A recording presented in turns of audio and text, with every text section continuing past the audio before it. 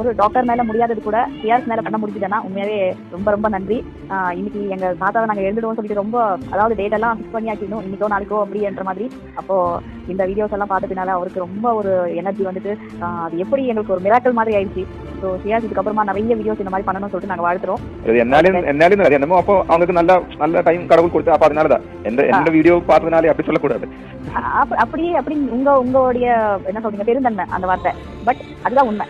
அதாவது கடவுள் வந்து நேர்ல எல்லாருக்கும் வந்து எல்லா ப்ராப்ளம்ஸும் கிளியர் பண்ண முடியாது இல்லையா, ஒரு ஆளுங்க மூலியமா அவர் வந்து பண்றாரு. ஸோ அப்படிதான் நாங்க எடுத்துக்கிட்டோம் இதை. அதனால ரொம்ப ரொம்ப ரொம்ப நன்றி. எப்படி சொல்றது தெரியல. நீங்க நேர்ல இருந்தா உங்க காலில் விழுந்து நாங்க கூப்பிடுவோம்.